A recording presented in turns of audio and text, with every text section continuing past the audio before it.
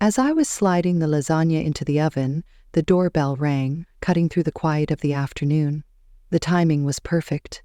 I had planned to tackle the mountain of laundry waiting for me upstairs, but Dylan had finally drifted off to sleep, his peaceful face a rare moment of stillness in our chaotic routine. Expecting the usual delivery of my order, I wiped my hands on my apron and made my way to the door. But when I opened it, I wasn't greeted by a courier. Instead, I stood face to face with a woman who, for reasons I couldn't immediately place, seemed vaguely familiar. Her dark hair cascaded in effortless waves, and she was tall, radiating an air of elegance. She wore a cream blazer, perfectly tailored, the kind of attire you'd expect to see in a high-end office or a glossy magazine cover, not on a Tuesday afternoon on my front porch. "Michelle Thompson?" she asked, her voice steady and certain as if this moment was no accident. "My name is Sophie Grant." The words hung in the air, and for a moment I couldn't shake the sense that my ordinary life was about to be turned upside down. Ryan has to be discussed. I felt sick to my stomach. That was a name I recognized. When I had inquired, I had seen it appear on Ryan's phone a few times, but each time it was quickly dismissed with the phrase, "just a client." But the way she pronounced my husband's name... My fingers curled around the doorframe because of the intimacy there. I said, "I apologize, but Ryan is at work," and walked to shut the door. "He is available in the office. I am well aware of Ryan's location." She took out her phone and gave it a couple taps. "Like every Tuesday afternoon for the last 8 months, he is in room 412 of the Riverside Hotel." The world slanted to one side.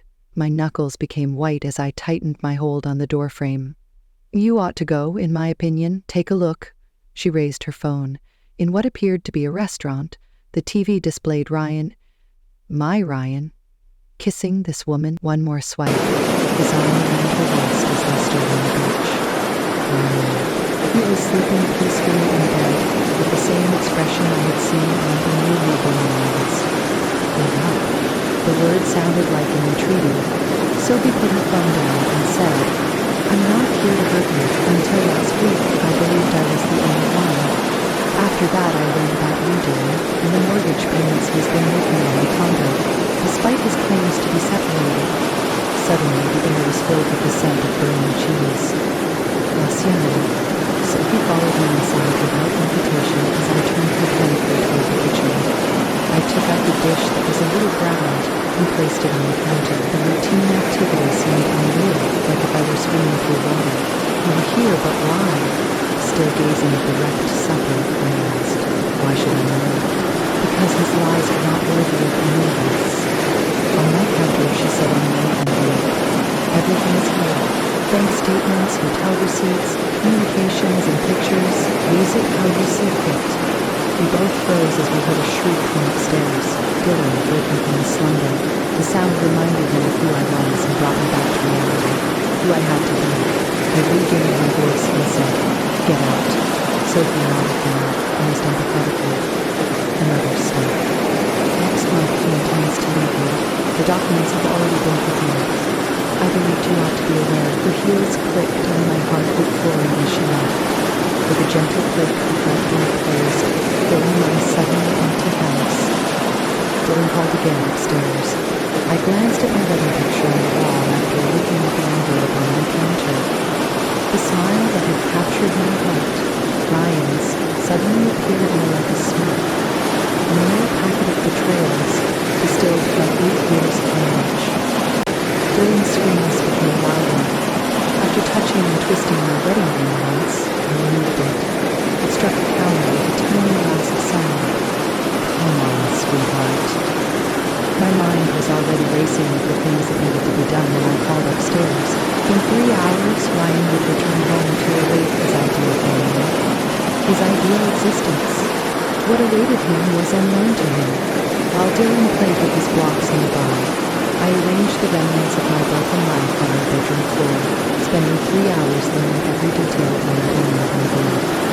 All of the pictures, receipts, and heartfelt messages from my husband's other life seemed like many nails in a coffin I was unaware I was hiding. I had everything back in the envelope, securely stashed away at my mother's house across town, when Ryan's key turned in the front door at precisely 6:03.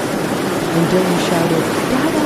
from his playpen, I saw Ryan pick him up, kiss his plump cheeks, and flawlessly play the part of a loving father. He exclaimed, "Something smells good," as he entered a new recipe? What was the Riverside Hotel like?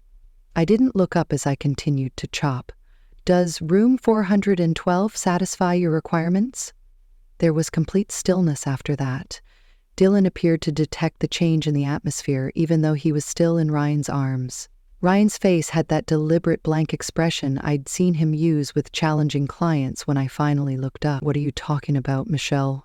Don't..." The knife broke a carrot in two as it came down more forcefully than was necessary. Today, Sophie Grant was present. A fascinating woman. Excellent taste in the blazers, and even better taste in the proof. Dylan scurried off to his toys as soon as Ryan put him down. "Whatever she said to you, for 8 months. My voice broke a little. Surely I wouldn't notice every Tuesday afternoon, or just didn't you care enough to conceal it more effectively? It isn't what you believe." He took a step toward me and grasped my hand. He froze when I aimed the knife at him. "Let me explain, please, baby." "Describe what? You're paying for a condo? The divorce documents you have already prepared?" My throat felt like glass with every word. "Or perhaps describe how you have been playing home with her youngster every afternoon while ours naps." At that moment, the cautious mask on his face gave way to something deeper. "You looked through my belongings?" The sound of my laughter was harsh and unfamiliar. "Ryan, no. I got that from Sophie. As it happens, she wasn't as interested in knowing about your wife and son as I was in learning about your girlfriend and her child. That's precisely why I caught him before he caught himself. His eyes flashed with blame. "What are you doing? Why did you choose to end your 8-year marriage? Why have you been deceiving me every day?" Before the need to wield the knife got the better of me, I put it down. "Proceed. Complete that sentence." Instead, he turned slightly aside and took out his phone. Before he entered the living room and began talking in hushed, anxious tones, I saw Sophie's name briefly appear on the screen. With each stride, my anger grew as I followed. "Are you really giving her a call at this moment?" He signaled with a finger, the common gesture of waiting that he employed to quiet challenging customers. Something inside of me exploded at that moment. Taking hold of his phone, I threw it against the wall. Scream fragments scattered on our flawless hardwood floors when it broke.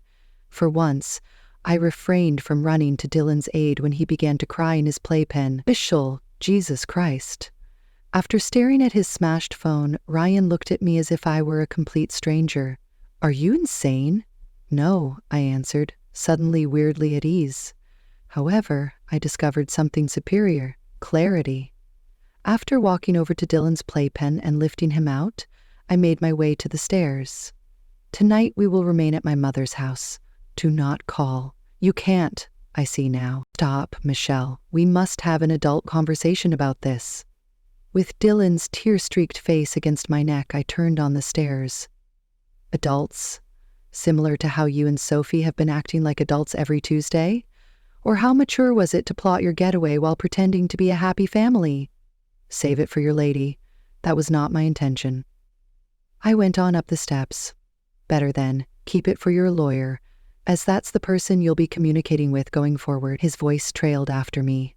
"It's hysterical of you. You're not this person." "Yes," I did call back while packing some of Dylan's belongings into a bag.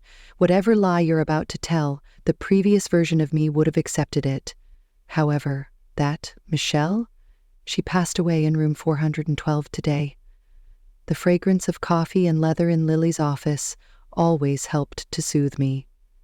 "Not right now." As she browsed through Ryan's financial records on her computer screen, I sat across from her desk, with Dylan dozing off in his stroller next to me. She turned the monitor to face me and remarked, "This is worse than we thought." Since roughly 6 months ago, he has been transferring money around for months, initially in tiny quantities and later in greater sums. The numbers swam before my eyes as I leaned forward. What is the amount? Almost $200,000. Lily's tone became stern. All of this is going to Sophie Grant's account. There was a slight tilt to the room. That served as our safety net, our future, Dylan's college fund. He informed me that our investments needed time to recover because the market was down. The market is doing well, but the morals of your husband. Lily began typing quickly.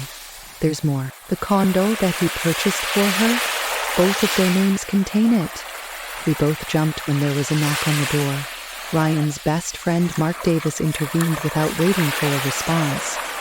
My stomach turned when I saw him wearing his pricey suit and grinning apologetically. Michelle, he replied, shutting the door. Ryan is quite anxious. For days he has been attempting to contact you. I pointed to Lily and said, I'm in a private meeting with my lawyer. Ryan, you can tell. Here, he is not the villain. Mark raised his hands. Look, for months, Sophie has been causing trouble. Ryan was attempting to manage things discreetly and keep everyone safe. Lily slowly got to her feet. As Michelle's attorney, Mark, I tell you to go out. Have you been sent by Ryan to spy on me? Dylan was startled out of his slumber by the sharpness of the inquiry. Or did you offer to help? Mark's look changed from one of worry to one of calculation. You should be aware that there are aspects of Sophie that could alter your perspective on this matter, such as that she's got a son, that Ryan has been robbing his own child of his future while pretending to be his father. I took out my phone and showed him the picture of Ryan at what appeared to be a school function with Sophie and her son. Or perhaps you're referring to the fact that he has been trashing this existence while creating a complete second one. The purpose of that money was to silence her, Mark blurted. She threatened to ruin his career by going public. Ryan was keeping you safe, Lily laughed icily. By establishing joint accounts and purchasing her a condo? That definition of protection is intriguing. You're not understanding. You're not understanding. I got up and spoke steadily in spite of the anger that was consuming me. Ryan was defending himself and no one else. And haven't you been assisting him? Attending those business dinners and filling in for him? Lying in front of me each time I phoned to find him? Mark's quiet was sufficient response. Leave, Lily remarked, stepping in front of us, prior to calling security. I sank back into the chair with trembling hands after he departed. Ryan is already fabricating his account of what happened. Permit him. Lily went back to her laptop. Because we're going to follow the money while he's doing it. Every transaction, every transfer, every lie he attempted to conceal. She stopped and gave me a close look. But once we get things going, Michelle, there's no turning back. Ryan may be subject to severe legal repercussions in addition to losing his reputation. I gazed upon Dylan, contented in his slumber, oblivious to the disintegration of his environment. Then I remembered Sophie's son Tom, another innocent person entangled in Ryan's deceit. The rage that had been simmering since Sophie's visit became more concentrated and icy. Ryan believes he is too clever to be caught, therefore he has been playing both sides. I turned back to Lily and stated that. He persuaded everyone to help him maintain his secrets by using our money to construct his ideal escape. It's my time now. What are you contemplating? I took out the USB disk I had discovered concealed in Ryan's office, as well as the manila envelope Sophie had handed me. I think it's time to let him experience what it's like to have everything you've worked so hard to build fall apart. With a sly glitter in her eye, Lily grinned. Let's start working after that. At 3 a.m, my mother discovered me in the guest bathroom, violently, determinedly cleaning the already immaculate tiles. She sat on the tub's edge and waited without saying anything. The only sounds were the loud scratch of the brush against ceramic and Dylan's gentle breathing through the baby monitor. All the times I cleaned our house while he was with her are still on my mind. With my knuckles white around the brush handle, I finally spoke. I made every surface flawless so he could return home to it. Michelle, I could hear the hardness beneath Mom's soft voice. Set the brush aside. I did, but my hands continued to move, looking for something to control or correct. Ryan called the school today. Did you know that? Have you attempted to persuade them to allow him to teach your former literature class in its place? What? Her voice took on a razor-sharp quality. He is working to maintain his reputation as the community's pillar, the loving father, and the caring husband. The sound of my laughter reverberated forcefully off the walls of the restaurant. Sophie was not at all like the polished woman who had shown up at my door a few days prior, as I could see through the peephole. Her flawless hair was unkempt, and her mascara was smudged. I pulled the door open. 3 o'clock in the morning. Ryan has gotten engaged. She blurted out the words, "To none of us." Amanda is her name. They have spent months together. This time, the earth didn't tilt. It broke. What? Sophie pushed her phone in my direction. A private Instagram account featuring Ryan at what appeared to be a small supper was displayed on the screen. A redhead I had never seen before was in his arm. "Finally said yes to forever," was the caption. Jerry has gotten engaged. My forever. According to Sophie, the post was made 2 hours ago. Her best buddy follows the account of my yoga studio, which is how I discovered it. My mother showed up next to me, observing Sophie's frantic condition. Before the neighbors start chatting, "Come inside." Sophie pulled up additional photographs in the kitchen, her hands shaking. Amanda and Ryan during Christmas. Amanda and Ryan are on vacation. Amanda and Ryan are examining homes. Sophie's voice broke as she replied, "He told me you were the obstacle, that we could have a proper relationship when the divorce was finalized. However, he informed her that I was merely a customer who became fixated with him. How about you?" She gave me a look. "In her world, you don't even exist. For what length of time?" In my throat, the question felt like pulverized glass. "These pictures' timestamps." Sophie went through her phone's menu. "Before he even met me, at least a year had passed." Under the table, my mother's hand found mine and squeezed firmly. "You mentioned that she and he are looking at homes." Sophie gave a nod. Everything fell into place all of a sudden. At the same development where he purchased my condo through the same real estate firm. The intricate lies, the missing money, and the meticulous division of his many lives. "It was more than escape plans or affairs," I said. "He's been operating a fraud." The revelation struck me like a blow to the body. The real estate firm, the development. Hasn't he been selling properties through his connections? Sophie's gaze expanded. "He kept bringing up the investment possibility?" He responded.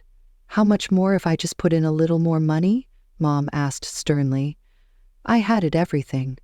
Sophie hardly raised her voice above a whisper. "My savings, a second mortgage on my parents' home, and even my son's college money." Dylan's gentle whine crackled on the baby monitor. Everything solidified with the sound. My anger, my suffering, my mission. I stood up and said, "We have to call Lily, now." "Why?" Sophie inquired. "Because affairs are no longer the focus of this. It has to do with fraud." I took another look at the pictures and saw Ryan's rehearsed smile, the same one he had applied to all of us.